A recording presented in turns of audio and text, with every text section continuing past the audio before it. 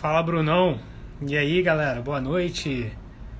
O Vitor já tá na área. Galera, hoje o bate-papo vai ser com um colega meu de Partido Novo, o Vitor Rezende, ele já tá até aqui. Eu já vou até convidando ele aqui, que é pra gente já começar os trabalhos. Fala, Mandinha, Israel. O tema de hoje é bem interessante, empreendedorismo e turismo, né? E uma conexão Rio-São Paulo. Vamos lá. Fala, Vitor. Opa, Tudo bom, tudo cara? bom? Só Boa ajeitando aqui um noite. pouquinho a imagem. Opa, tranquilo? E aí, meu querido, como é que tá? Na paz, na maior tranquilidade, graças a Deus. Na correria da pré-campanha, né, que você também deve estar. Pô, agenda fervendo, né? Um Agenda monte de coisa para louca. fazer. Uhum. Cara, e é bem legal esse papo que a gente vai ter hoje, né? Porque são duas cidades que são muito movimentadas pelo turismo e pelo empreendedorismo. E eu queria que você começasse se apresentando antes da gente começar a se aprofundar no tema. Pode Tá, se meu óculos apresentar aí aqui que tá fazendo rapidinho e reflexo. depois eu me apresento também, pessoal. Bom, meu nome é Vitor Rezende, eu sou turismólogo, guia de turismo, não é a mesma coisa. Tenho pós-graduação em planejamento e gestão de eventos e estou terminando uma segunda pós agora em gestão de hospitalidade.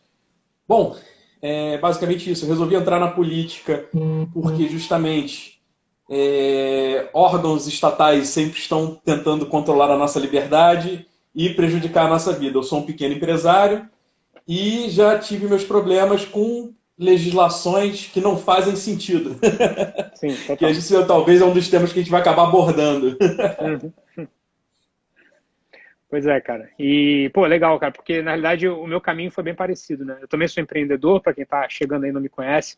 Meu nome é Rafael Romero, tenho 30 anos, sou empreendedor, tenho uma empresa de cuidadores de idosos. Foi um negócio que entrou na minha vida meio de repente também, porque meu avô precisou muito de atendimento nesse segmento e as empresas do setor eram muito amadoras. Então eu resolvi estudar para ver por que era tão amadorismo assim, o que acontecia nesse setor que ninguém conseguia fazer um trabalho bom. E eu descobri as principais fraquezas que essas empresas tinham e decidi abrir uma empresa consertando essas fraquezas. Então, só que todo pequeno empresário no Brasil sofre com regulação, com lei que atrapalha, com um monte de taxa, burocracia. E no meu setor não é diferente. Então, assim, isso tudo me abriu muitos olhos e fez, cara, por que isso acontece, né? E aí você começa. Na época eu lembro que tinha muita essa coisa também da Lava Jato, muita corrupção, né? Então, além de você juntar ineficiência, tem muita gente se aproveitando, entrando na política pelas ideias erradas. E eu falei, cara, eu preciso entrar aí, tentar fazer uma coisa diferente, mudar esse conceito, porque não tem jeito. Só quando eu olhava para os partidos em volta, eu achava tudo péssimo, assim, cara. Até que um dia, em 2018, já estava muito próximo das eleições, eu conheci o Partido Novo. E aí, na hora que eu conheci, deu aquele estalo, eu falei assim, cara, eu vou me filiar a eles e vou tentar ajudar nesse projeto que faz muito sentido para mim, tem tudo a ver com os princípios e valores. E estamos aí nessa luta hoje, entendeu?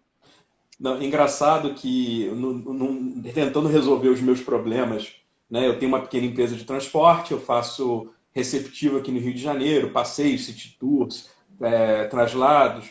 E o que acontece?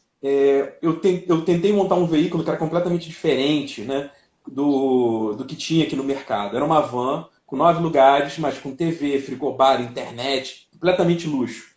Hum, E só que eu esbarrei numa legislação aqui do Rio que previa que veículos de turismo só poderiam existir, só poderiam se registrar se tivessem 13 lugares ou mais. Aí vem, hum. por quê? Ninguém sabe. Ninguém sabia o porquê. Cara, Entendeu? E isso 13 foi uma lugares ou barreira. mais, eu imagino que alguém do PT que deve ter feito essa lei, cara. Não, tem uma explicação. É porque as vans de lotada, elas vêm com 16 lugares, né? As vans lotadas de turismo padrão. Então eles tiravam uma fila de bancos para usar para mala. Uhum, Então ficavam 16. Ou entendi. 16 não, desculpa, ficavam Ficar 13. 13. Uhum. Entendeu? Então era essa a previsão que eles tinham. E eu cheguei e fiz um veículo com 9 lugares, eles chegaram, não, não pode. Não pode, não pode registrar, mas por quê? Não pode, não pode, não pode. E, o meu entendimento da lei era o seguinte: se veículos de 13 ou mais necessitam um registro, eu tenho 9, não preciso. Né? Uhum. Mas o órgão fiscalizador não entendia dessa forma, ele dizia que se eu não tivesse 13, eu não podia existir, eu não podia trabalhar. Caramba, cara, Entende? que louco. E, inclusive, um fiscal, né, botou o dedo na minha cara, brigando comigo numa discussão que eu tive. e falou que se eu quisesse mudar a lei, eu que comprasse um deputado para mim, para ele fazer uma lei para mim. Caramba. Olha a ideia! Brasil, né, amigo? Brasil. É. Cara, muito louco, né? E, cara, já entrando assim um pouquinho mais no tema, você é da área de turismo, que você acha, cara, que a gente pode, como liberal, né? Porque assim, tem muita política voltada para turismo que acaba sendo meio populista, meio coletivista, aquela coisa. Mas pensando como um liberal, o que você acha que dá para a gente fazer uma vez como vereador? Olha, eu acho que é tanto aqui o Rio de Janeiro quanto São Paulo, eu tenho uma ideia, né, que eu quero desenvolver como proposta do seguinte. Aqui no Rio a gente tem os pontos de informação na cidade. Em São Paulo também tem alguns, né, são municipais. E aqui no Rio eles funcionam, é basicamente um container com 2 computadores e uma pessoa para dar informação, que a informação delas é basicamente apontar onde fica o ponto de ônibus e onde fica o ponto de táxi. Né? Ou então dar um mapinha da cidade de papel.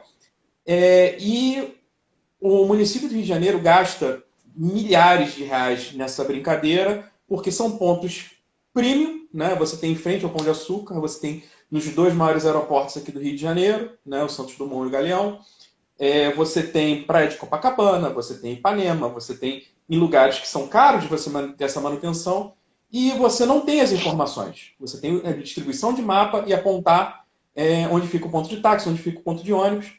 Enquanto eu, nas minhas experiências lá fora, né, eu morei nos Estados Unidos, eu trabalhei nas Olimpíadas de Inverno na Coreia do Sul, em 2018, e lá na Coreia do Sul eu vi um modelo que era completamente diferente. O que acontece? Os pontos de informação, eles são concessões. Uhum. E o que eles fazem? Você pode vender os ingressos, você pode fazer as propagandas, coisas que você não pode, como Estado, sendo aqui, dizer que você está privilegiando uma empresa ou outra. Sim. Né? Então lá eles vendiam ingressos, davam informações turísticas, você podia comprar os passes pela cidade, passes de museu, passes de passeios, você podia comprar, você podia sair com um guia agendado para você. Então eles funcionavam como agências, pontos de informações funcionavam como agências e eles eram empresas. Sim. Só que a gente não tem esse modelo aqui no Brasil, e pelo menos eu desconheço onde se tem esse modelo aqui no Brasil. E eu acho que seria uma coisa muito proveitosa, tanto para o Rio, quanto para São Paulo, quanto qualquer cidade que adotasse esse tipo de modelo. Ainda mais porque a gente tem esses pontos, né? Eu acredito que a concessão desses pontos seria muito vantajosa.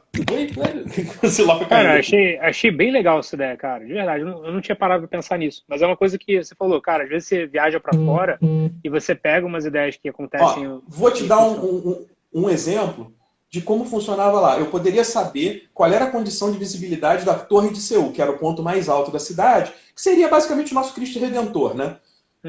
Se eu fosse visitar lá. A mesma coisa poderia acontecer aqui, você saber qual é a visibilidade que você tem no Cristo Redentor, enquanto você está onde? No centro da cidade comprando seu ingresso. Para você decidir se vai hoje ou se vai amanhã. Né? Não precisar dar de cara. Entendeu? Coisas do tipo. E esses pontos também funcionavam, alguns deles, como pontos de ônibus naquelas linhas turísticas que fazem o rotativo na cidade. Então, quer dizer, você já tinha vários serviços agregados relacionados ao ponto de informações. Entendi. Cara, bem legal, porque você transforma um negócio que hoje não é um negócio, é só uma prestação de serviço sem nenhuma finalidade, para um negócio que pode ser lucrativo, ou seja, você gera empreendedorismo, você tem ali geração de emprego, eventualmente também uma pessoa que aumenta a qualidade de serviço, aumenta a avaliação turística da cidade, entendeu? Então tudo isso é influenciado. Exato. E assim, cara, eu também penso que turismo, ele engloba muitas outras coisas. Eu acho que, na realidade, quase tudo na cidade está meio interligado. E com o turismo não é diferente. Então, por exemplo, uma cidade mais segura é uma cidade que atrai mais turista. Então, quando você fala de eu quero fomentar o turismo na cidade, você tem que pensar em segurança, por exemplo.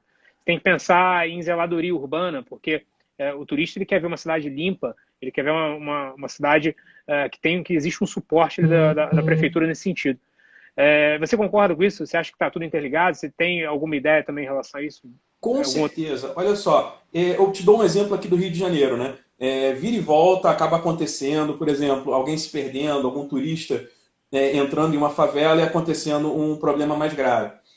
Um dos casos que eu lembro foram turistas que estavam aqui de moto, né, com aquelas motos trail, né, que fazem viagens, os caras tinham viajado o Brasil inteiro, E aqui no Rio de Janeiro o GPS mandou os caras descerem ali Santa Teresa por dentro de uma favela que fica do lado.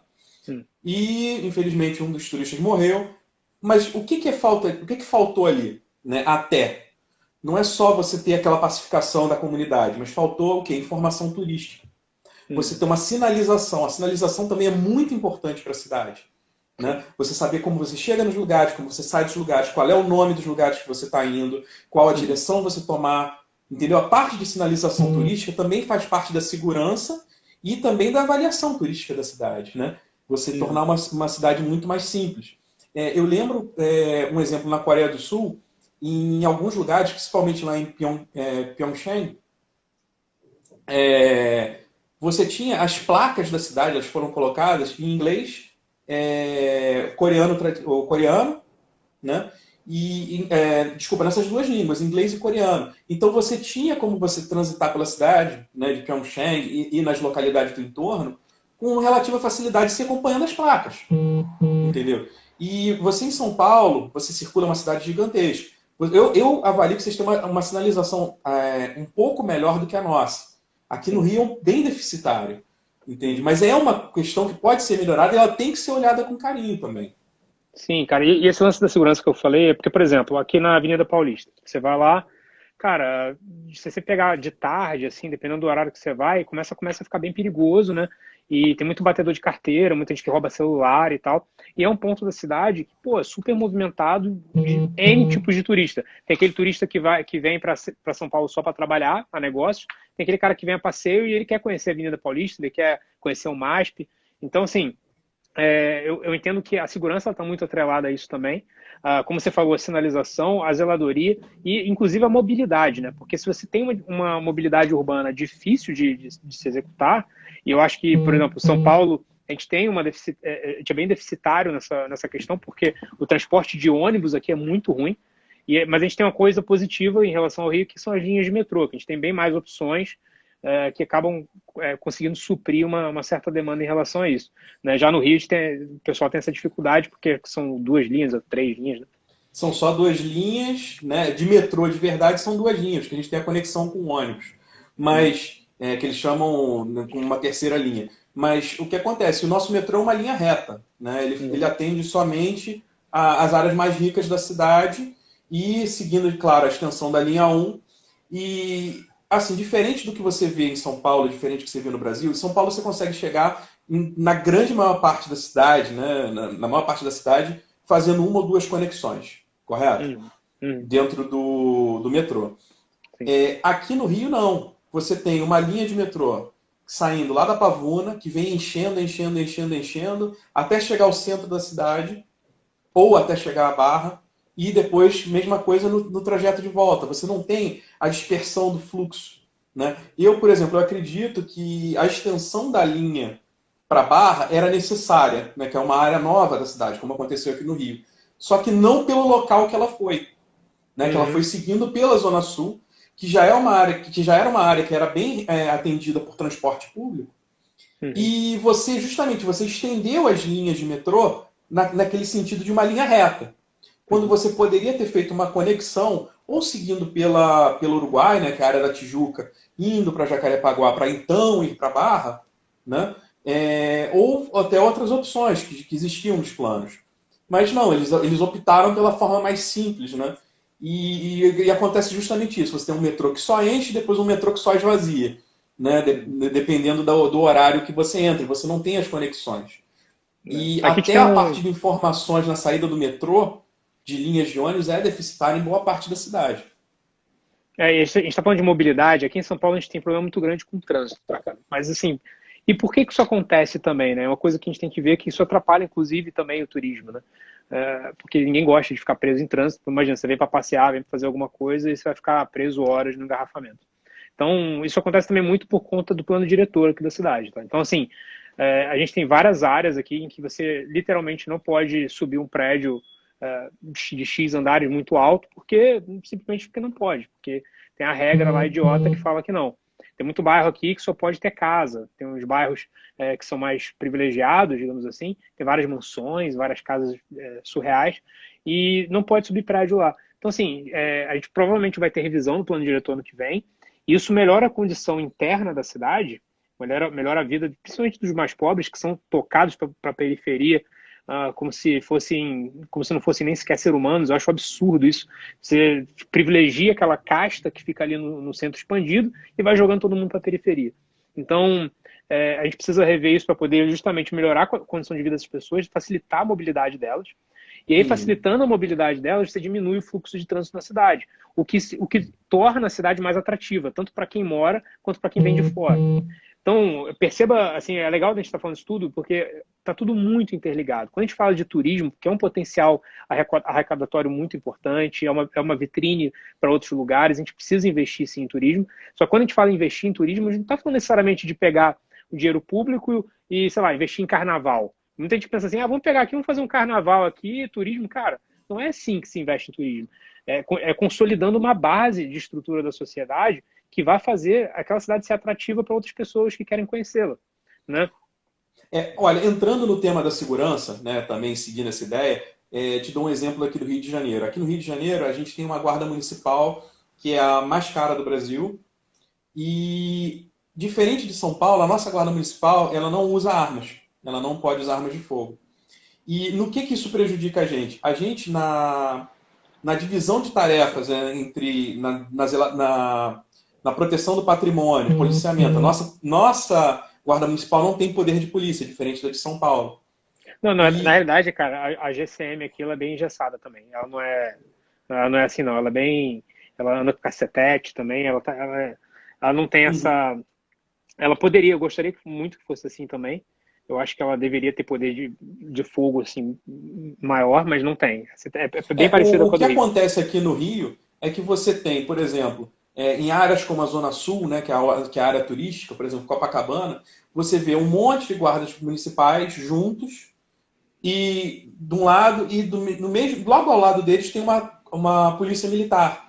Então, quer dizer, você poderia estar tendo um policiamento mais espaçado, um policiamento preventivo, até por causa do seguinte: a arma de fogo, né, na mão de uma guarda municipal, na mão de uma polícia, ela também funciona como meio de dissuasão de crimes. Né? O bandido, ele vê um policial armado, ele vê uma pessoa armada, ele pensa duas vezes antes de acontecer um crime, porque ele sabe que pode ter uma reação. Né? Então, o que acontece? Você tem uma guarda municipal que não pode agir em determinadas causas, então você engessa a polícia militar também para fazer aquele policiamento na região. Quando você tem um poder, como é que eu posso dizer? Na região da Zona Sul, os crimes com armas de fogo são muito menores em proporção do que na Zona Norte, na Zona Oeste.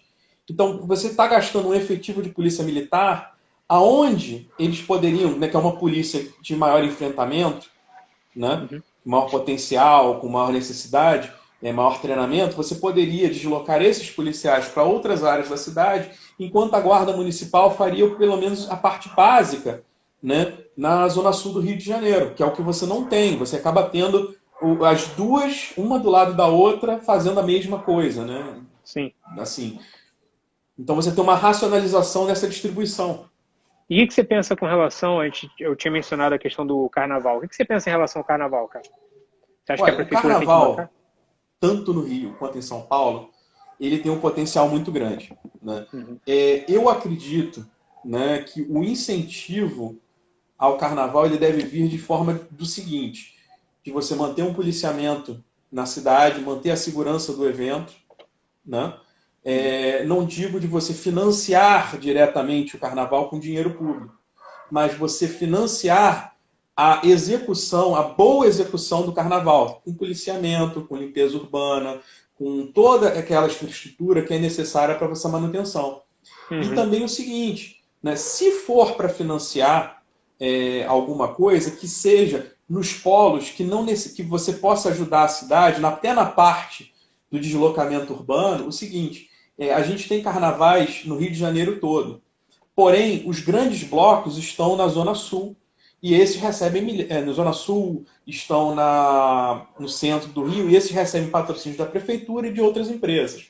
Né? Então, eu acredito que é o seguinte: que você poderia ter outros blocos espalhados pela cidade, para você diminuir a necessidade de transporte público pela cidade, também por consequência diminuir o tempo de viagem durante esse período, né, que é uma deficiência, e você não imobilizar a cidade, regiões da cidade inteira com esse tipo de atividade. Você podendo espalhar, você podendo colocar, em vez de você ter blocos de 1,5 milhão de pessoas, como a gente tem aqui no Rio, passando no centro da cidade, né, e que acontecem diversos crimes e tudo mais, esses blocos podem existir, né, eles têm condição de existir também sem o financiamento, né, sem o patrocínio público.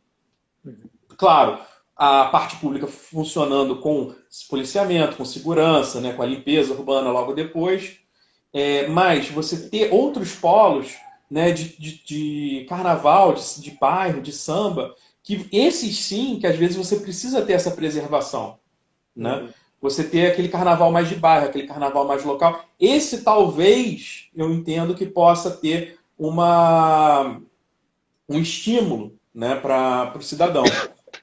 Entendi. Não, a gente legal. Tem, por exemplo, bairros como Madureira, Oswaldo Cruz, né, cujo carnaval é tradicionalíssimo, mas, claro, não atinge essas proporções. A gente tem áreas que você pode expandir o carnaval, né, que tem potencial, como Barra, Recreio, você tem a zona oeste do Rio. Então, isso eu vejo como positivo, porque você consegue, como é que eu posso fazer uma melhor gestão da população pela cidade, né? Uma gestão de multidão. Até porque é um aglomerado muito grande, quando você tem 1,5 milhão de pessoas, 2 milhões e tudo mais, se tem uma briga, se tem algum tiro, acontece alguma coisa, você tem aquele efeito manada, né? Então, você tendo essa melhor distribuição, você tem uma melhor organização, tem mais profissionalismo, você também aumenta a qualidade de serviços.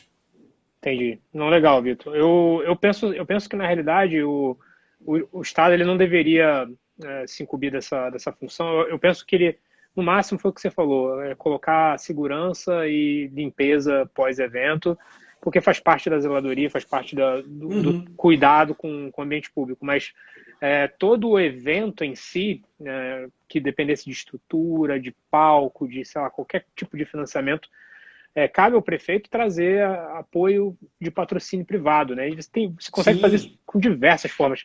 Por exemplo, trazendo a Ambev. A Ambev pode pegar lá uma cerveja específica outra e patrocinar, né? Isso acontece muito. Da mesma forma, eu vejo, por exemplo, a gente tem um sambódromo aqui no Rio, você tem um sambódromo em São Paulo. Eu não sei quanto a condição do sambódromo daí, mas a gente tem uma área privilegiada do Rio de Janeiro, que é a área ali do sambódromo, que fica ociosa o ano inteiro. Quando eu acredito que aquele espaço ele deveria ser terceirizado ou então ser uma concessão para você ter eventos naquela área em outros momentos. A gente tem shows, mas a depender da prefeitura conseguir captar, não é trabalho dela, né? Então, eu acho que uma empresa gerindo aquilo claro, você tendo você tirando esse peso da prefeitura, você dando essa gestão para uma empresa privada, a gente tem só a ganhar, né, nesse sentido. A prefeitura não precisando se preocupar, focando exatamente durante o carnaval no que ela tem que focar, e durante o ano você ter outros eventos, outras coisas que gerem a renda para a manutenção desse prédio, dessa localidade. Entendi. Não, legal, cara. Vamos ver aqui se tem pergunta, cara. Eu tinha feito abri na caixinha aqui umas perguntas. E aí, se o pessoal quiser mandar também, ó, tem uma caixinha aqui do lado, só mandar, ou então pode mandar no chat que a gente vai respondendo aí também. Né? Vamos ver aqui.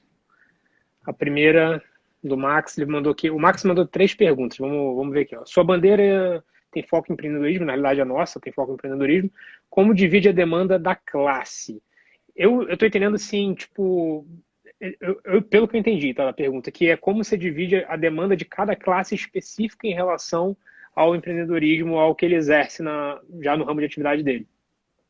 Bom, seguindo essa linha, eu vou começar respondendo, Vitor. Eu acredito o seguinte: eu não vejo como você fazer projetos ligados ao empreendedorismo beneficiando classes em detrimento de outras. Isso eu não vejo como, porque eu não disse ser corporativismo, né? O que eu vejo é o seguinte: uma política baseada em princípios, focada em ser voltado mais para a liberdade, flexibilização, Tem palavras que eu costumo dizer que não estão no meu vocabulário, que é proibir, impor, obrigar. Nada disso está no meu vocabulário. Meu vocabulário ele é bem mais flexível que isso. Então, qualquer demanda que chegue para mim de qualquer classe, não importa qual seja, que seja rumo à liberdade, eu vou estar apoiando 100%. Né? E você? Eu acredito o seguinte, né, que a gente deve trabalhar pela menor influência estatal possível na vida das pessoas. Né? Se Uhum. você quer criar um produto, você quer trazer um pensamento novo, você quer trazer alguma coisa, você deve ser incentivado e não desmotivado. Né? Uhum. Eu posso dar, para eu ter o exemplo da minha própria empresa. Eu tentei trazer um produto diferente, num estilo que eu tinha visto lá fora, na época que eu trabalhei nos Estados Unidos, e não consegui, porque a gente tinha uma legislação engessada. Então, quer Exato. dizer, e você não tinha uma justificativa plausível para aquilo existir. Uhum. Né? Então, a gente tem que trabalhar de forma o quê? A dar liberdade para as pessoas, deixar com que elas criem, se desenvolvam e criar o mínimo de problemas, né, para que novas ideias surjam. Porque Uhum. uma coisa você está pensando em políticas para o agora, outra coisa você está pensando em políticas que podem ser desenvolvidas para o futuro, que devem ser mutáveis, que possam ser adaptadas. Né? E você sabe que todo o processo de lei, de criação de lei, até a votação e depois para vir uma alteração, é um processo muito demorado. Né? Demais. Então, se você cria uma lei para hoje, ela pode não servir no ano que vem. Então, ela tem que ser pensada a longo prazo. Super concordo, cara. Vamos ver que tem mais pergunta aqui. Vamos lá. Essa foi outra do Max também. Ele perguntou quais as principais deficiências no legislativo em relação ao setor empreendedorismo municipal. Na minha opinião, a principal deficiência é justamente isso que você introduziu na outra questão. Muita gente dando pitaco, muita gente criando leis que muitas vezes mais atrapalham do que ajudam. Né? Aqui em São Paulo, a gente estava com um movimento muito forte de startup ligada a patinete, a bicicleta e tal. E, cara, isso veio por água abaixo. E estava funcionando super Aqui bem. no Mas Rio por quê? também se fecharam. Acabou É, tudo com a porque legislação que foi imposta. eu lembro que a galera do Rio comentou comigo que estava funcionando mais para lazer, não estava pegando tanto para transporte de trabalho dia a dia. Eu não sei se é verdade, mas foi o que a galera tinha me comentado. Aqui em São Paulo, cara, a gente usava assim quase todo dia para trajetos curtos, estava super funcionando, mas a galera começou a atrapalhar e o negócio não deu certo. E a gente vê isso acontecer em vários lugares. Então, por exemplo, o Uber saiu da Colômbia, por exemplo. Tá quase saindo da Califórnia, porque é muito empecilho. Aqui ontem na Câmara, cara, foi aprovada uma lei que prejudica os motoqueiros, entregadores de iFood, desses aplicativos, porque eles criaram uma regulação, foi aprovado em primeira votação, ainda vai para a segunda, não está sancionado, mas estão discutindo isso lá. A ideia do projeto é, olha, você precisa fazer um curso específico para isso, e esse curso leva mais ou menos uns 6 meses para você tirar a certificação, e você tem que pagar por ele. E além disso, você tem que tirar um alvará, que aí você vai virar a placa vermelha, vai sair de placa cinza, vai virar vermelha, e aí você vai poder circular. Cara, o cara vai ter um prejuízo, no final das contas, de em torno de mais ou menos R$ 1.500, e vai ficar uns seis Fora os meses 6 meses parado. fora 6 meses parado. E no meio da pandemia, aí, nego, cara, surreal. Os caras estão, sabe, conseguindo levar comida para dentro de casa por conta disso, e estão sendo super importantes para todo E mundo e também tal. tira aquele aspecto de trabalho casual. Eu trabalho quando eu quero, do jeito que eu quero. Não, você tira completamente esse aspecto. Você Tira, total. transforma isso em profissão. Porque o cara vai Exato. ter que se dedicar àquilo. Uhum. Não, e essa galera, cara, é o seguinte, eu conversei com vários lá na porta da Câmara, eles me falaram, Rafael, eu tava desempregado, eu só peguei minha moto, que eu já tinha, que já era minha, e comecei a trabalhar. Eu não precisei, sabe, fazer nenhuma certificação a mais, deixar currículo em lugar nenhum, eu simplesmente peguei uma ferramenta que eu tinha e comecei a colocar dinheiro dentro de casa. Cara, eu acho surreal você... porque assim, só pra você ter uma ideia, quantas placas vermelhas tem aqui em São Paulo de motoqueiros? Em torno de 8.000. E você tem 55 mil motoqueiros de entrega. Pô, a gente está falando, cara, de um desemprego em massa que você vai gerar por conta de uma lei dessa, entendeu? De mais de 40 mil motoqueiros. Então, assim, é absurdo. Eu acho que, na minha visão, o que o legislativo acaba fazendo é atrapalhando a vida das pessoas que querem empreender. Eu acho que no Rio não é diferente, né, Vitor? Ó, eu vou mostrar aqui para vocês uma coisa da burocracia estatal. Deixa eu ver aqui. Tá? Deixa eu só tampar o nome da pessoa, deixar só o meu à vista. Aqui. Isso aqui, não sei se vocês conseguem ver. Certificado, vou ler. Certificado de curso especializado de transporte de passageiros. Eu tenho porque eu tenho uma van na minha empresa. Esse curso aqui, ó, ele tem uma carga horária de 50 horas. Uhum. Sabe o que ele é basicamente para fazer? É um curso que a gente faz para você poder dirigir van de passageiros ou ônibus. Cara, eu não aprendi nada além do que você vê na autoescola. Eles falaram exatamente as mesmas coisas da autoescola e você paga um horror para isso. Se eu não me engano, o curso eu acho que eu paguei R$ 600. Uhum. Você fica 50 horas com o rabo sentado, escutando. Imagina que se você já fica desesperado numa autoescola, agora imagina você ficar às 50 horas assistindo esse curso. E isso tem validade de 5 anos. E você tem que tirar de novo.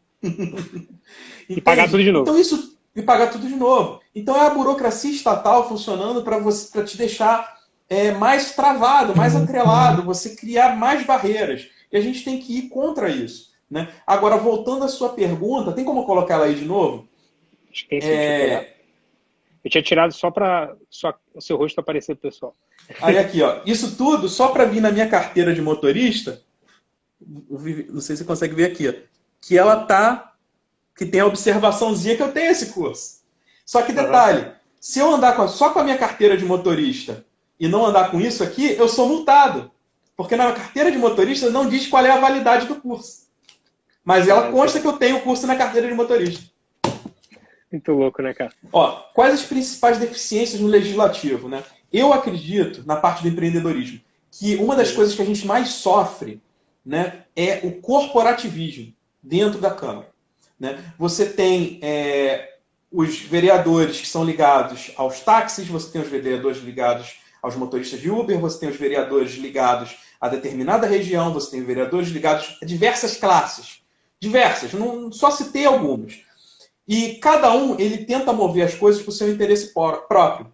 Porém, qual é o risco de você estar colocando esse tipo de pessoa, né, nas câmaras para você decidir? Pô, cara, você tem um cara que você sabe exatamente o que ele fala sobre a Uber, você sabe exatamente o que ele fala sobre o táxi ou sobre determinada região, mas você não sabe o que ele fala sobre outros temas que a gente tem que discutir no dia a dia. Né? Os vereadores eles trabalham em diversos temas. Eu brinco que 99% do tempo você não vai estar votando coisas relacionadas ao seu tema central. Né? E a gente do Novo tem essa vantagem, uma vantagem do seguinte, as pessoas sabem mais ou menos a linha de pensamento nosso. E desses caras, você sabe? Não. E outra coisa, eles agem justamente como corporativistas. Eles tentam fazer pensando sempre em uma determinada classe e não no todo. Entendeu? E isso é muito prejudicial. A gente tem um vereador aqui em São Paulo chamado Adilson Amadeu, que ele só defende taxista, né? Aí eu fui puxar os gastos do cara para ver se ele gastava muito ou pouco. Cara, teve um mês que você acredita, ele gastou R$50 mil só com Correios. Surreal, né, cara? Surreal. E ele só faz lei para táxi. Aqui no Rio de Janeiro, cada vereador tem direito a 1.000 litros de combustível mês e 5.000 selos. Cara, olha que absurdo. Na era digital, o cara tem direito a 5.000 selos.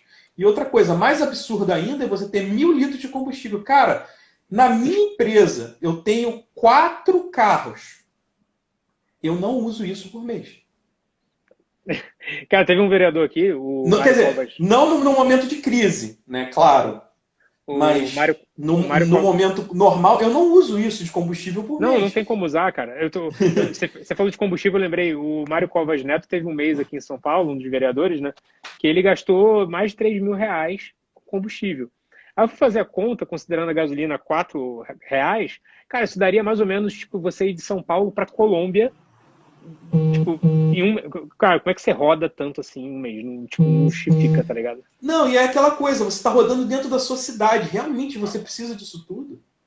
Dentro da sua cidade. Cara, você rodar um absurdo desses por dia? Né? E outra coisa, o salário do vereador aqui no Rio e aí em São Paulo não é pouco. O cara não pode custear o próprio combustível, né? Já que ele vai ter pega um Uber, cara. Coisa. Não precisa ter carro. Pega um Uber. Pega um Uber, Carro oficial para quê? Aqui não tem mais, né? Só exceções. Mas, cara, você não precisa disso. E outra coisa, nós abrimos mão, né? Mas quanto de dinheiro não é gasto com isso? Aqui são 51 vereadores. Imagina, 51 vereadores, aqui a gasolina está R$5,50. Né?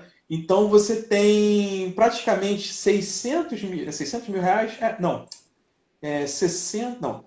Ih, fui fazer cálculo agora, sou horrível de cálculo de cabeça. Mas pensa, 51 vereadores gastando R$ 5.500 de combustível por mês. Meu Deus do céu. Entendeu? Aí eu É a vou fazer o farra do cálculo dinheiro aqui de público. cabeça e ia falar tanta besteira, deixa pra lá. Ó, Vou até mais olhar uma a pergunta aqui. calculadora. Aí, ó, mais uma pergunta. Essa aqui é mais para São Paulo, mas de repente a gente consegue também adaptar para o Rio para ver. Por que São Paulo trata tão mal seus turistas, mesmo sendo uma das capitais a receber mais turistas? Então, assim, acho que vai muito naquela linha, né? Assim, você não estimula diante de outras coisas que você poderia estimular, como, por exemplo, a mobilidade urbana, um plano diretor bosta, a segurança que deveria ser melhor assessorada e não é, né? A zeladoria de alguns ambientes que vão sendo deterioradas. Cara, o centro aqui da cidade de São Paulo é um lugar muito legal e, ao mesmo tempo, extremamente abandonado. E, assim, virou um lugar extremamente perigoso, cheio de morador de rua. Você não se sente seguro de forma alguma andando, por exemplo, na Praça da Sé, que é um lugar super conhecido, que todo mundo quer ver como é, quer estar lá. Cara, a Praça da Sé é sensacional, só que está cheio de morador de rua. E é um dos bairros menos habitados de São Paulo, né? Tem cerca de mais ou menos 20 mil habitantes ali. É muito pouco, e é no centro expandido, é bem no centro, na realidade. Então, assim, a gente tem que começar a pensar também em tratar melhor o lugar onde a gente vive, revitalizar o centro, pensar em estruturar isso para poder receber as pessoas, né? Eu acho que São Paulo peca muito nisso e teria um potencial enorme de fazer. E uma outra coisa também que eu lembrei agora, privatizações. Cara, não faz o menor sentido o autódromo não ser privatizado, as feiras municipais que a gente tem aqui não serem privatizadas, porque vai melhorar a qualidade, vai entregar para a iniciativa privada, que vai fazer um bom trabalho e isso atrai mais gente, atrai mais turista. Eu concordo plenamente com você e eu gostaria de adicionar o seguinte, também a gente precisa ter todo um trabalho de conscientização relacionado ao turismo, que é o seguinte, o turista ele é uma pessoa que traz o dinheiro de fora da cidade para a sua cidade. Então é todo um processo. Ele trouxe, ele gastou com a companhia aérea, ele gastou com a agência de viagens, então nisso ele já gerou alguns empregos. Ele gasta com Uber, com táxi, com o transporte que for, para o seu hotel. O hotel, então ele gasta com o hotel gera empregos, o hotel necessita de uma lavanderia, o hotel necessita de fornecedores de alimentos, o hotel necessita de jornais, né, de entregas, de outras coisas. Tem milhares de coisas. Aí o cara sai daquele hotel, ele vai almoçar no restaurante. Então, ele vai numa lojinha de lembranças. Aqui no Rio, o pessoal vai na praia, toma um mate na praia, compra o chapéu do camelô. Então, aquele dinheiro que veio de fora, de repente ele é injetado dentro da cidade e ele vai atingindo diversas áreas. Até áreas indiretamente. Porque o que acontece? Imagina, eu sou o funcionário de um hotel. Eu recebo o meu salário, volto para a minha região, eu sou da Zona Norte, por exemplo, eu gasto o meu dinheiro do meu salário na Zona Norte, no mercado, no mercadinho daqui, no bar, no restaurante e tudo mais. Então, o dinheiro que aquele turista trouxe, indiretamente, chegou na minha região. E, além disso, você tem outras coisas. Eu vou te dar um exemplo. Eu trabalho em minha empresa de transporte. Então, eu preciso comprar veículos para atender eles periodicamente. Eu preciso levar na manutenção mecânica. Tenho N necessidades, né, o posto de combustível que está aqui perto da minha empresa. Então, esse dinheiro recebido pelo turista, ele entra na cidade em diversas áreas. E as pessoas têm que ter essa consciência de que quanto mais turistas vierem para a cidade, mais rica vai ser a cidade pela transferência desse dinheiro através de toda a rede. Sim, total, cara. E, cara, isso daí é muito importante, cara. Turismo é uma forma de captação de recursos e geração de emprego absurda. É só saber trabalhar, fazer direitinho que dá certo. Tem uma outra pergunta aqui do Max também. O Max é um brother meu lá de Sorocaba, cara, gente boa pra caramba. Ele estava até aí agora há pouco na live. Vamos lá. Quais são suas propostas assim que tiver eleito para a criação de PL? Cara, assim, eu não me apego muito a isso, tá? Eu particularmente. Eu me apego mais em revogar a lei. Isso para mim é muito mais importante. Só para você ter uma ideia, aqui em São Paulo, em 2019, foi aprovado mais de 200 leis. Se você perguntar quais dessas eram boas, realmente eram úteis, cara, dá para contar numa mão. Então, assim, é muito nome de rua, de praça, honraria, data em calendário oficial, e aí entra uma porrada de outras leis que atrapalham a vida das pessoas. Olha, talvez uma lei que fosse útil, ou talvez um processo administrativo que fosse útil a gente levar para a Câmara, foi uma ideia que o Alexandre Freitas me deu, né, que ele é deputado estadual aqui do Rio, eu escutei ele conversando, ele batendo um papo, nas discussões, nas brigas que tem lá aqui na LERJ, do seguinte, ele falou, cara, o pessoal quer votar a honraria. Cara, não é muito mais fácil. Você quer homenagear alguém, você pega, passa uma lista com um homenageado, mostrando o projeto, assina quem quer, chegou a 50% mais um, está aprovado, não traz isso para discussão em plenário. Não precisa vir para plenário. Economiza tempo, né, cara? Também eu concordo. Quer fazer essas besteiras, pô. Entendeu? Nome de rua, tudo mais. Não vamos gastar tempo de plenário, que é para discussões grandes, com besteira. Total. Cara. Quer dizer, não é uma besteira para quem, claro, vai ser homenageado e tudo mais. Tem homenagens que são sérias e tem homenagens que são só aquela rasgação de seda. Né? Mas eu acredito que é o seguinte, isso não tem que ser uma discussão de plenário. Sim. Cara, a Letícia botou aqui, qual a sua opinião sobre startup? Cara, eu sou super a favor de qualquer tipo de inovação, de coisa nova que surge e vai gerar emprego e vai solucionar problema, porque startup é isso, é solucionar problema, né? E de forma criativa e inovadora. E eu acho que a gente tem que incentivar cada vez mais que tenham novas startups e que elas tenham facilidade de operar na nossa cidade, né? E o que eu vejo muito é que a startup, ela tem uma característica interessante que incomoda o Estado, que é justamente o novo, né? O Estado ele não gosta de novidade, ele não gosta de imprevisibilidade, ele não gosta de não saber o que vai acontecer. E a startup, ela passa muito por isso. Por isso que eu acho que elas têm tanta insegurança legislativa quando elas estão iniciando e tudo mais. Acho que por conta desse medo que o Estado tem de que aquilo ali possa fugir do controle dele de alguma forma. O que aconteceu com o patinete foi isso, cara. Como é que eu vou regular isso aqui? Isso aqui é um automóvel ou não é? Isso daqui, sei lá, mata ou não mata? Tem que ter carteira de habilitação? O que vai fazer? Então, isso confunde muito, né, o Estado. Mas a gente tem que começar a tirar isso da frente e facilitar a vida desses caras. A gente tem que trabalhar justamente para tornar a legislação mais fácil, adaptável e não focada no hoje, que é como a gente vê. Ela tem que estar focada no futuro, no que pode ser amanhã. Né? Até porque qualquer mudança na legislação é um ato muito trabalhoso de você conseguir. Sim. Talvez tem várias perguntas aqui, cara. Acho que não vai dar para fazer todas, mas vou escolhendo algumas aqui. Essa aqui eu acho bem legal, cara, porque é uma das minhas bandeiras, que é educação. Né? E a Letícia perguntou qual a política para educação no estado de São Paulo. Cara, assim, na verdade na cidade, né? Porque nossa política é municipal. A gente está trabalhando. Mas, cara, eu vejo em cima de algumas frentes. Primeiro, a gente tem que levar mais flexibilidade e liberdade para as pessoas se desenvolverem dentro da educação. Isso implica no seguinte, eu sou super a favor de uma lei que está tramitando aqui na Câmara, que é do educação domiciliar, homeschooling.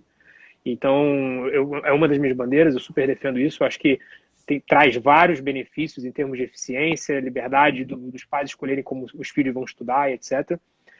Soft skills, que é desenvolvimento de habilidades. Então, isso é, para mim, um dos pontos fundamentais. Hoje, o jovem sai da escola sem saber interpretar um texto, sem estar preparado para o mercado de trabalho, e o desenvolvimento de habilidades como oratória, inteligência emocional, capacidade de liderança, essas coisas são importantes para ele se desenvolver quanto qualquer profissional, qualquer área. Né? E gestão das escolas também, para mim, acho que é algo que assim, é muito importante. Aqui em São Paulo, o diretor regional ele é indicado político e o diretor das escolas ele é concursado. Eu sou contra qualquer um desses dois modelos. Eu acho que tem que ser gestão privada fazendo a gestão da escola, contratando professor privado e o dinheiro pode ser público, financiamento público, o cara vai lá, o nome desse modelo é Charter School. Você pega uma iniciativa privada, uma empresa que queira fazer a gestão daquilo, se comprometa com isso e tem que entregar resultado. Então, você sempre é atrelado à produtividade e desenvolvimento do aluno. Se não tiver produtividade e desenvolvimento, você está fora e abre a licitação de contrato para outra, entendeu? Então, são várias coisas que a gente precisa trabalhar, mas acho que vai dentro dessa linha de liberdade, inclusão social e gestão qualificada, né? Aqui no Rio de Janeiro, né, se você for parar para ver, não só no Rio, como em São Paulo também, os maiores gastos que a gente tem de salários são professores, policiais e médicos. Né? Então, como é uma coisa muito difícil de você alterar quaisquer números, até por causa da estabilidade dos funcionários públicos, eu acredito que é o seguinte, a gente pode ter meios de incentivo através, não só as gratificações, mas você ter metas educacionais, premiação das escolas que tiverem melhoria nos indicadores de ensino, você tem que ter uma educação mais voltada para o futuro mercado de trabalho, não para o atual. A gente ter, por exemplo, as crianças têm que estudar muito bem português, inglês, matemática, entendeu? Elas têm que ter noções de como funciona uma cidade, de noções do que ela vai precisar para a vida dela, de como ela pode vir a se desenvolver no futuro. Eu acredito que tudo isso deveria vir da escola básica, né, que é a responsabilidade maior da prefeitura, para que elas tenham, né, a capacidade de se desenvolver futuramente. Porque hoje a gente tem um quadro que é o seguinte, as crianças saem do ensino fundamental sem saber ler. Chegam no ensino médio, fazem um ensino médio de qualquer jeito, sem conseguir, se formam aos trancos e barrancos, mal sabem ler um texto, mal sabem interpretar, ou então isso também, a criança não conseguir acompanhar, também pode gerar evasão escolar. Então tudo isso a gente tem que ter um foco na educação básica para que ela seja muito boa, para que essa criança possa desenvolver, chegar no ensino médio, que normalmente é estatal, né, numa condição que ela consiga acompanhar, que ela consiga gerar melhores resultados e que ela tenha a condição de, no final do ensino médio, ela escolher o caminho que ela queira, se é fazer uma faculdade, se é fazer um curso técnico, né? Até uma das coisas que é muito deixada de lado aqui no Brasil, né, a gente tem a mentalidade de que eu vou terminar o ensino médio e vou entrar numa faculdade. Quando você tem muitos cursos técnicos, muitas áreas técnicas que pagam inclusive melhor do que faculdade. Né? Sim. Então, até desmistificar isso, acabar com esse preconceito, para que você tenha um melhor desenvolvimento. A gente tem uma carência muito grande de empregos técnicos aqui no Brasil. E, cara, concordo 100% com o que você está falando. E faculdade é uma coisa que, dependendo da área que você vai estudar, também não faz mais tanto sentido. Assim, por exemplo, eu posso até te dar um exemplo na minha área de turismo. Uhum. Eu sou turismólogo, né, que é a pessoa que se forma em turismo, que é o bacharel em turismo, né, que você estuda a parte administrativa do turismo, você estuda o desenvolvimento do turismo, os movimentos, oferta, demanda, e toda a parte de contabilidade, administração, né, voltada ao turismo. E eu tenho curso técnico em turismo, que é o curso de guia de turismo. Atualmente, se você for ver, quer dizer, até antes da pandemia, o guia de turismo ganhava mais do que o bacharel de turismo. Entendeu? Isso é um exemplo, assim, na cara do que pode ser feito. Eu sou os dois. Eu atuo como os dois, mas... e eu fiz o caminho inverso. Eu fiz primeiro a faculdade para depois fazer o técnico. Uhum. Normalmente é o contrário, né? Não, legal, cara. Mas vamos lá, vamos ver se tem mais alguma aqui que dá tempo daí da gente responder.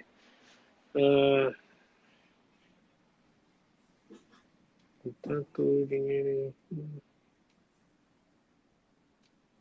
Isso aqui é legal. Com tanto dinheiro investido onde não precisa, por que não um centro para moradores de rua? E é engraçada essa pergunta pelo seguinte, cara. Aqui em São Paulo tem uma obra do Vale do Anhangabaú que custou 100 milhões para a prefeitura. Tá? E é uma obra que, assim, não faz o menor sentido. Se você for lá no meu canal, eu fiz um vídeo que eu fui lá, filmei, contei um pouco da história e tudo mais. E, assim, ali era um lugar bonito já, e precisava, no máximo, de uma zeladoria, de um trato, talvez uma reforminha simples e tal, para você deixar o ambiente melhor. Você não precisava, tipo, fazer uma obra na praça inteira, botar tudo abaixo, fazer uma coisa faraônica, sabe? E os caras fizeram. E aí, tipo, você vê que o material, tudo que está sendo utilizado é muito caro. Tipo, não tem nenhum critério lógico. E eu fico pensando, cara, 100 milhões. O que você faria com 100 milhões de reais? Tipo, o que você faria no meio da pandemia com 100 milhões de reais? O que você faria pelos moradores de rua com 100 milhões de reais? É muita falta de prioridade. É muito falta de foco naquilo que realmente é necessário para a população. E é um absurdo que os vereadores deixem passar uma porcaria de projeto como esse. E aí em São Paulo, e aí no Rio também tem vários absurdos nesse sentido, né, cara? E infelizmente a iniciativa, né, a parte pública, ela gasta muito, gasta mal, gasta sem controle. Você vê, por exemplo, diversas repartições, e até mesmo na área médica, isso acontece, vira e volta, sempre acontece. Você vê, por exemplo, de remédios estocados abandonados, você vê, você não tem uma parte de almoxarifado bem definida para você saber o que você tem, o que você não tem, qual é o custo, qual é, para onde vai, o que vai, Aqui no Rio até saiu uma licitação louca de não sei tantos 1.000 litros de álcool gel para entregar para as escolas que estavam fechadas. Entendeu? Então, para que você ia precisar naquilo naquele momento? E você vê o seguinte, você não vê isso numa empresa privada porque isso influencia diretamente com o lucro, né, dessa empresa. Aí você vê, imagina se eu sou diretor do Albert Einstein, né, aí em São Paulo, e eu perco, sei lá, 50 milhões de reais em remédios que passaram da validade. Cara, eu com toda certeza vou ser mandado embora pelo board de direção do hospital. Porque, pô, quem foi o insano que autorizou isso? Né? Alguém vai sofrer. Aí você chega na iniciativa pública, o que acontece? Joga fora, o cara continua ali. Uhum. Isso é a coisa mais insana para mim. Você por isso que tem uma reforma. Não é só o governo não sofre só com corrupção. Não pense que tudo que acontece no governo é corrupção. Tem incompetência também em algumas coisas. Não, tem muito mais incompetência, cara. Muito mais. Eu conversei com o Daniel José. E olha só, eu conversei com pessoas de áreas públicas, né? Até mesmo minha mãe foi professora do município. Algumas escolas fazem assim, não, a gente tem que gastar esse material, tem que gastar esse dinheiro, porque senão ano que vem eles vão dar menos dinheiro para a escola. Olha que absurdo. O papo é sempre esse.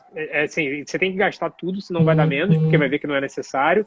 E, na realidade, quanto mais você gasta, mais orçamento vem, mais orçamento é projetado.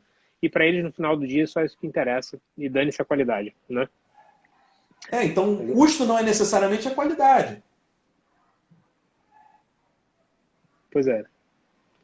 E, cara, tem várias perguntas entrando aqui, mas acho que vai ficar uma coisa muito extensa, assim, a gente for responder todas, infelizmente. Mas a gente pode depois... Você falou que ia ser 20 minutos, a gente já tá aqui quase 1 hora. Pois é, cara, vai ficando muito longo, né? Pô, galera, assim, vamos caminhando então pro fim já, Vitão. Pô, foi um bate-papo muito legal, você tem umas ideias muito boas, torço muito que você entre aí no Rio. Pô, cara, obrigado mesmo para você. Eu tenho algumas pessoas aí no Rio que eu tenho um carinho também, o Pedro Duarte, a Letícia Arsênio e você agora, pô, torço muito para que vocês entrem aí, façam diferença, são pessoas muito capacitadas. E quem estiver acompanhando aí a live que for do Rio de Janeiro acompanha o Vitor. E quem for... Quem estiver acompanhando que for do Rio e tiver amigos em São Paulo, ó, já sabe quem é o cara bom. Né? E o pessoal que for de São Paulo, que conhece gente no Rio, indica também. Claro. Não, cara, a gente precisa fazer essa conexão e ajudar, porque, cara, é uma briga desleal. A gente tá numa batalha aí contra a galera que vai usar caixa 2, caixa 3, caixa 4, fundo eleitoral, um monte de loucura. E a gente vai fazer uma campanha muito mais no coração, no boca a boca, mas que é de verdade, tem um propósito, a gente quer mudar a nossa cidade. Isso que importa no final do dia. Eu estava até com um amigo meu de imprensa que ele estava fazendo entrevista com pré-candidatos, né? Tanto a vereador quanto para prefeito. Não vou falar com qual foi o candidato, né? Por questão, né, uma questão de ética, até para preservar esse meu amigo. Ele falou o seguinte, cara, olha só que absurdo. Eu fui fazer uma entrevista, aí eu fui mandar as perguntas para o candidato, né? Que ele já é um eleito, né? Já é uma pessoa candidata à reeleição. Aí ele mandou para o cara e falou, não é comigo, fala com o meu secretário, minha secretária. Aí mandou para a secretária falou, não, isso não é comigo não, é com o assessor dele, com outro assessor. Então, quer dizer, ele está respondendo coisas de campanha, usando o dinheiro público com um assessor que ele contratou com o nosso dinheiro para a campanha dele. Cara, não, é surreal isso, cara. E a gente aqui lutando para fazer uma vaquinha crescer, para se organizar, é complicado. Mas, cara, eu boto fé que vai dar certo, eu estou muito esperançoso e eu acho que a gente consegue fazer um trabalho bem legal, deixar um legado importante. E sempre assim, a gente não está preocupado em reeleição, nada disso, nossa preocupação é, cara, vamos entrar, fazer a diferença, deixar nossa marca e segue a vida, né? O nosso objetivo, né, eu acredito que é deixar se a gente conseguir entrar, a gente poder sair de cabeça erguida, sabendo que a gente deixou a vereança melhor do que a gente pegou. Né? Isso que eu acho que é o mais importante que a gente tem que trabalhar. Legal, cara. Pô, legal. É muito boa a sua mensagem. A conversa foi excelente, cara. E o que você precisar, pode me mandar mensagem, conte comigo. Tamo junto, tá bom? E obrigado a todo mundo que tá aí assistindo. Valeu, gente. Só queria aproveitar também para divulgar, né? Também, não sei se você tem vaquinha, eu tenho a minha vaquinha também. Quero apoiar, né? www.queroapoiar.com.br/Vitor Rezende. Quem puder, cara, dá uma ajuda, mesmo que você seja de São Paulo, Rio, mas a gente tem que se unir para fazer um Brasil melhor, cara, como um todo. E é muito importante até do seguinte, eu já recebi até doação de gente de outro estado por causa do seguinte, se a gente entrar, né, a gente tem a oportunidade de dar o exemplo. E uma das coisas mais importantes que a gente pode fazer, por mais que a gente seja minoria, é dar o exemplo. Né? Eu trabalhei com o Alexandre Freitas por um tempo, deputado aqui do Rio, e uma das coisas que a gente via era o seguinte, aqui no Rio a gente tem 2 deputados estaduais, né? Entre 70. Então, quer dizer, a gente é a minoria. Né? Quer dizer, a gente não, eles eram a minoria, né, do Novo. Mas, com a economia que eles fizeram, né, de gabinete, com as propostas de lei, com as propostas de revogação, a gente deu um exemplo tão legal, eles deram um exemplo tão legal, né, que isso está gerando frutos até dentro dos outros partidos que, claro, querem capitalizar no seguinte, poxa, o Novo economizou dinheiro, acho que se eu economizar dinheiro também, eu posso também ganhar uma publicidade boa. Então, quer dizer, o bom exemplo que a gente dá também ajuda. A gente tem aqui em São Paulo, por exemplo, o Patriota, que está vindo com a chapa do Mamãe Falei, que está querendo seguir na mesma linha. É porque o Patriota, como partido, ele não segue a linha, mas pelo menos aqui no município ele vai seguir. E isso é uma coisa que o Novo está implementando, o Novo está fazendo isso virar moda, digamos assim. E, cara, cada vez mais a gente tem que expandir para que isso não seja um diferencial do Novo. Eu não quero que seja diferencial, eu quero que seja o padrão. Que seja o padrão. É isso que a gente tem que trabalhar, entendeu? Eu não quero ser o único a dizer que eu não uso verba pública, eu não uso fundão. Não, eu quero que ninguém use, né? Que chegue nesse ponto. Exatamente. Cara, valeu pelo bate-papo. Vamos junto aí. Obrigado por tudo e vamos falando. Isso aí, cara. Muito obrigado pela oportunidade. Obrigado a todos que estão assistindo aí. E querendo fazer outra live, querendo conversar mais, estamos juntos, tá bom? Grande abraço a todos. Abraço. Uma boa noite.